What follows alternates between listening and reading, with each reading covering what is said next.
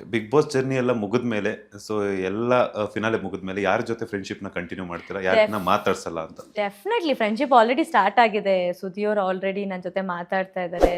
ಇನ್ನೊಂದು ಸ್ವಲ್ಪ ದಿನದಲ್ಲಿ ಚಂದ್ರಪ್ರಭಾ ಅವ್ರ ಜೊತೆ ಮಾತಾಡ್ತೀನಿ. ಆಮೇಲೆ ಹೊರಗಡೆ ಮಿಗ್ದವ್ರು ಯಾರು ನನಗೆ ಕನೆಕ್ಷನ್ ಇಲ್ಲ. ಮಲ್ಲಮ್ಮ ಅವ್ರನ್ನ ಕನೆಕ್ಟ್ ಮಾಡ್ತೀನಿ, ಯಾಕಂದರೆ ಅವ್ರ ಜೊತೆನೂ ಚೆನ್ನಾಗಿತ್ತು ಬಾಂಡು. ಎಲ್ಲರನ್ನೂ ಮಾತಾಡಿಸ್ತೀನಿ.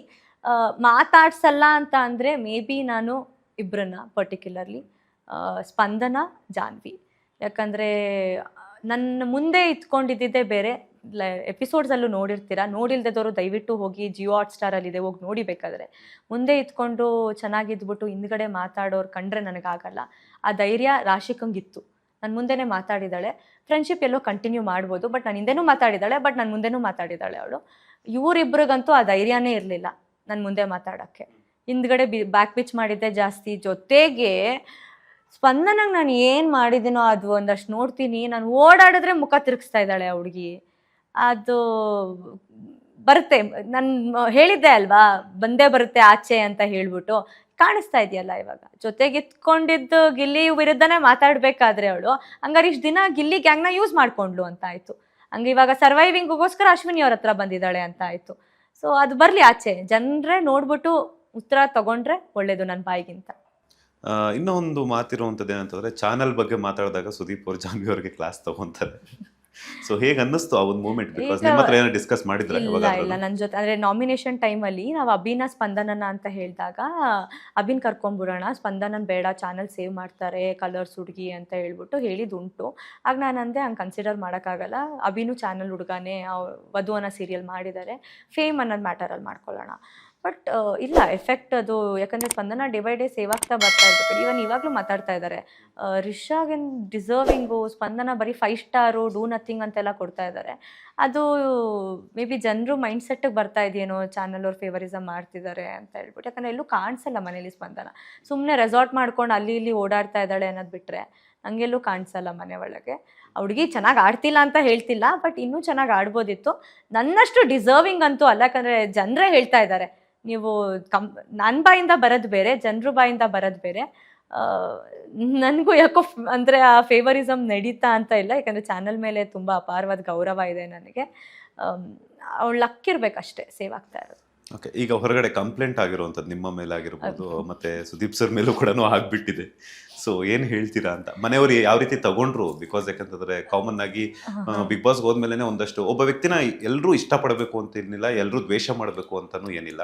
ಕೆಲವರು ನಮ್ಮ ಒಂದು ಮನಸ್ಥಿತಿಯನ್ನು ಅರ್ಥ ಮಾಡ್ಕೊಂಡವರು ನಮ್ಮನ್ನು ಇಷ್ಟಪಡ್ತಾರೆ, ನಮ್ಮ ತನವನ್ನ ಅವ್ರಿಗೆ ಅಡ್ಜಸ್ಟ್ ಆಗಿಲ್ಲ ಅಂತಂದಾಗ ದ್ವೇಷ ಮಾಡೇ ಮಾಡ್ತಾರೆ.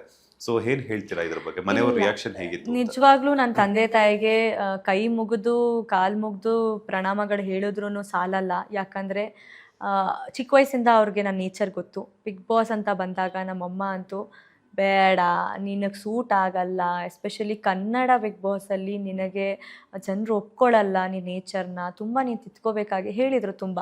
ಬಟ್ ನಾನು ಅವಕಾಶಕ್ಕೋಸ್ಕರ ಮಾತ್ರ ಹೋಗಿದ್ದೆ. ಅಂದರೆ ಇಂಡಸ್ಟ್ರೀಲಿ ನನ್ನ ಐಡೆಂಟಿಟಿ ಬೇಕು. ನಾನು ಆನೆಸ್ಟಾಗಿ ಹೇಳ್ತೀನಿ, ನನಗೆ ಸಿಕ್ಕಿದೆ.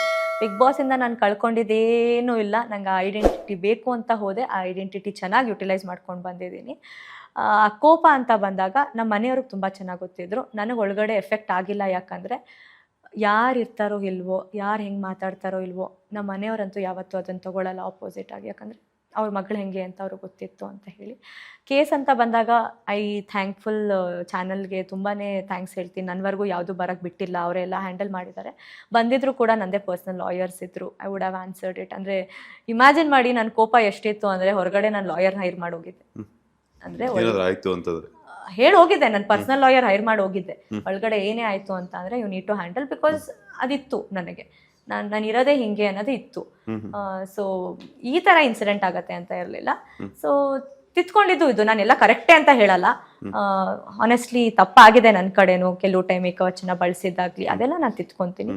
ಬಟ್ ಸೆಲ್ಫ್ ರೆಸ್ಪೆಕ್ಟು ಅಂತ ಬಂದರೆ ರಿಷಾ ಇವತ್ತಿಗೂ ಬಿಡಲ್ಲ, ಯಾವತ್ತಿಗೂ ಬಿಡಲ್ಲ. ಓಕೆ. ನಿಮ್ಮ ಪ್ರಕಾರ ಯಾರು ತುಂಬ ವರಸ್ಟ್ ಕಂಟೆಸ್ಟೆಂಟು, ಹಾಗೆಯೇ ಯಾರು ತುಂಬ ಸ್ಟ್ರಾಂಗೆಸ್ಟ್ ಕಂಟೆಸ್ಟೆಂಟ್? ಸ್ಟ್ರಾಂಗು ಎಲ್ಲ ಅವ್ರವ್ರು ಮಾಡ್ಕೊಂಡಿರೋದು, ಆಮೇಲೆ ಅವ್ರು ಮಾಡ್ತಾ ಇರೋದು.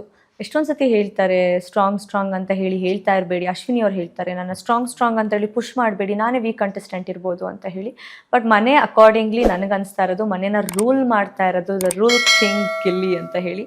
ಮಾಸ್ಟರ್ ಅವನು ಆ್ಯಕ್ಚುಲಿ, ಅವನೊಬ್ಬನೇ ಇಡೀ ಮನೆ ನಡೆಸ್ತಾ ಇರೋದು. ಓಪನ್ ಸ್ಟೇಟ್ಮೆಂಟ್ ಕೊಡ್ತಾ ಇದ್ದೀನಿ, ಗಿಲ್ಲಿ ಇಲ್ಲ ಅಂದರೆ ಮೇ ಬಿ ಮನೆ ಕಂಪ್ಲೀಟ್ಲಿ ವಾತಾವರಣ ಬೇರೆ ಇರ್ತಿತ್ತೇನೋ. ಒನ್ ಆ್ಯಂಡ್ ಓನ್ಲಿ ಗಿಲ್ಲಿಯಿಂದಾನೇ ಮನೆ ನಡೀತಾ ಇದೆ. ಹೀ ಈಸ್ ಲೈಕ್ ಎಲ್ಲೋ ಹೊಡೋಗ್ಬಿಟ್ಟಿದ್ದಾನೆ ಅವನು. ಬಟ್ ಮುಳ್ಳಾಗಬಾರ್ದು, ತಿತ್ಕೊಳ್ಬೇಕು ಅವನು. ವರ್ಸ್ಟ್ ಅಂತಂದರೆ ನಾನು ಹೇಳಿದ್ದಲ್ಲ, ನಾನು ಹೇಳೋಕ್ಕೆ ಧೈರ್ಯನೂ ಇಲ್ಲ, ಬಟ್ ಎಲ್ಲೋ ಕಾಣಿಸ್ದೇ ಇರೋರು ಅಂತ ಹೇಳ್ಬೋದು. ಯಾವುದ್ರಲ್ಲೂ ನಾಟ್ ಓನ್ಲಿ ಜಗಳ ಆಡಿದ್ರೇ ಬಿಗ್ ಬಾಸ್ ಅಂತ ಅಲ್ಲ, ತನಗೋಸ್ಕರ ತಾನು ಸ್ಟ್ಯಾಂಡ್ ತಗೊಳ್ಳೋದಾಗಲಿ ಅಥವಾ ಏನೋ ಫನ್ ಏನೋ ಕಾಣಿಸ್ಕೊಳ್ದೇ ಇದ್ದವ್ರು ತುಂಬ ಜನ ಇದ್ದಾರೆ. ಸ್ಪಂದನ ಮಾಡೋರು, ಅಬ್ಬಿ ಎಸ್ಪೆಷಲಿ ತುಂಬ ಸೈಲೆಂಟು, ಕಾಣಿಸೋದೇ ಇಲ್ಲ. ಇವನ್ ಧನು ಗ್ರಾಫ್ ಕಡಿಮೆ ಆಗ್ತಾ ಇದೆ. ಇವ್ರೆಲ್ಲ ಹೋಲ್ಸ್ಕೊಂಡ್ರೆ ನನ್ನ ಗ್ರಾಫ್ ಚೆನ್ನಾಗಿತ್ತು ಅಂತ ಅನಿಸ್ತಿತ್ತು, ಬಟ್ ಲಕ್ ಅನ್ನೋದು ಕೈ ಬಿಟ್ಟಿದ್ದಕ್ಕೆ ಇವ್ರು ಯಾರು ನನಗೆ ಫೀಲ್ ಅನ್ಸುತ್ತೆ ಮನೇನ ಯುಟಿಲೈಸ್ ಮಾಡ್ಕೊತಿಲ್ಲ ಅಂತ. ಓಕೆ, ಈಗ ಅಶ್ವಿನಿ ಅವರು ಕಿಚ್ಚನ ಚಪ್ಪಾಳೆಗೋಸ್ಕರನೇ ಇಷ್ಟೊಂದು ಒದ್ದಾಡ್ತಾ ಇದ್ದಾರಾ ಅಂತ? ಇಲ್ಲ ಆ ಥರ ಏನೂ ಇಲ್ಲ. ಕಿಚ್ಚನ ಚಪ್ಪಾಳೆಗೋಸ್ಕರ ನಿಜವಾಗ್ಲೂ ಒದ್ದಾಡ್ತಾ ಇಲ್ಲ ಅವರು. ನನಗೆ ಗೊತ್ತಿರೋ ಅಶ್ವಿನಿ ಪ್ರಕಾರ ಅವರು ಮೇ ಬಿ ನಾನು ಹೆಂಗೆ ಕಲ್ತಿದ್ದೀನಿ, ನನ್ನ ಹಠ ಹೆಂಗೆ ನಾನು ತಿತ್ಕೊಂಡಿದ್ದೀನಿ, ಅವರು ಎಲ್ಲೋ ಅಶ್ವಿನಿ ಗೌಡ ಅನ್ನೋದು ಬಿಟ್ಟು ಅಶ್ವಿನಿಯಾಗಿ ಬರ್ತಾರೆ. ನನ್ನ ಜೀವನದಲ್ಲಿ ಹೇಗೆ ಬಿಗ್ ಬಾಸ್ ಕೆಲವು ಪಾಠಗಳು ಕಲಿಸ್ತೋ ಅಶ್ವಿನಿ ಅವ್ರ ಜೀವನದಲ್ಲೂ ಕಲಿಸುತ್ತೆ ಅಂತ ನಂಬಿಕೆ ನನಗಿದೆ. ಅದರಲ್ಲಿ ಅವ್ರು ಒದ್ದಾಡ್ತಾ ಇದ್ದಾರೆ ಅನ್ನೋದು ಬಿಟ್ಟರೆ ಚಪ್ಪಾಳೆಗೇನು ಒದ್ದಾಡ್ತಾ ಇಲ್ಲ. ಲೇಟೆಸ್ಟ್ ಹಾಗೂ ಇಂಟ್ರೆಸ್ಟಿಂಗ್ ಸುದ್ದಿಗಳಿಗಾಗಿ ಬಾಸ್ ಟಿವಿ ಕನ್ನಡ ಚಾನೆಲ್ನ ಸಬ್ಸ್ಕ್ರೈಬ್ ಮಾಡಿ. ಹಾಗೆಯೇ ಬೆಲ್ ಐಕಾನ್ ಪ್ರೆಸ್ ಮಾಡಿ. ಇದರ ಜೊತೆಗೆ ಫೇಸ್ಬುಕ್, ಇನ್ಸ್ಟಾಗ್ರಾಮ್, ಎಕ್ಸ್ನಲ್ಲೂ ಮಿಸ್ ಮಾಡದೆ ಫಾಲೋ ಮಾಡಿ.